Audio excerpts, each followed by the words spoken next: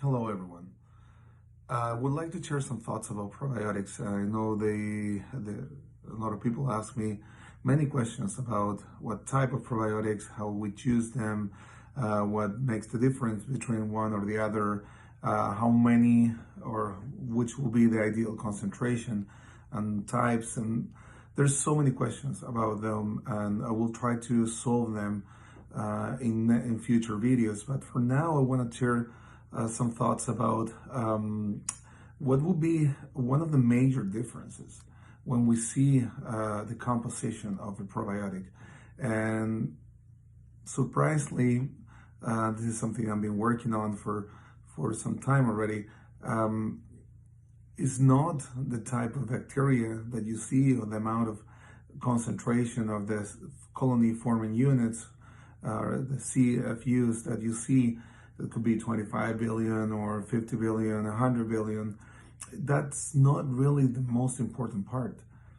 See, when you get the list of species that you can see of bacteria in a probiotic, you will see different names like lactobacillus and bifidobacterium, among others. And this is mainly what we can see when we culture them regarding the phenotype or how they look, the shape, how much air they breathe, what type of food they eat, if they are motile or not, they can move around more or less, if they're big or small. We're going to see a lot of anatomical features, and from there we decide what type of family they belong and what type of species and strains and so on. So these are pretty much phenotypic characteristics of these microbes. But this is not the key element. And you can put more or less of those in your probiotics, and they will be more powerful, or they will make more changes in your body because you put large amounts of them inside these probiotics. Let me tell you two things. First, probiotics by themselves, they are really not going to make the major difference. And I'm not 100% against them, actually, not at all, but we have to understand how they work and what's actually the usage of probiotics that will make them actually beneficial for you. But the other part that is very important, and not too many people talking about this, is the amount of information they're carrying. Because the source of where you get this bacteria initially, then you replicate them. The laboratory that is going to make the probiotics is going to replicate them in large amounts, so they can put it in the capsule, and then you take it orally, and you put it in your body. These bacteria, they are carrying specific information that's going to be passed to your own cells. So these bacteria can be from any type, can be from any family, the species of bacteria, and they can have different shapes, and like I was telling you, and it could be breathing less, more oxygen, can have all these features. But if it doesn't carry the right information, it's going to be a very mild, or the amount of effect and the impact that will have in your body will be minimum, if it's not existent.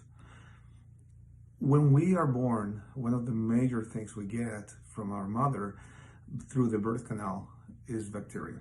And this bacteria comes with a lot of information that's going to be modulating our immune functioning and metabolic pathways in our body from the very beginning. This is ancient information. This comes from millions of years of evolution. Bacteria, they don't lose this information through their replication. So for the future generations, they're passing this information pretty much intact, and they're learning more through the time. So when you see one bacteria, you have to understand that this bacteria has been learning for many years, thousands, millions of years. So that information is going to be passed to you in these amazing events like birth, for example. When you get a probiotic, you're trying to get the same information. And if that information is not there, no matter what type of bacteria you're getting, if the information is not inside the DNA of that bacteria, you're just not going to get it. And then the bacteria will be useless. So when we choose what type of bacteria we're going to introduce or trying to reintroduce, or we want to use for modulating some changes in your body, we first need to understand where it comes from, what type of training this bacteria had, like what was exposed to, what type of learning process had, and from what source was taken. And from there it will be a different type of knowledge. And from there we can understand what type of information is going to be passing to you, and that will be a major difference. So on my end, I don't rely on the labels and names of these species of bacteria by themselves, because that's not really telling me the whole story, and actually it's telling me the least important part of the picture. In the future, I will tell you a little bit more, and hopefully I can give you some tips about how to choose the right supplements or the right food and nutrients to enhance and modulate and balancing your microbiome. Hope this comes useful, and I will be seeing you soon. Bye.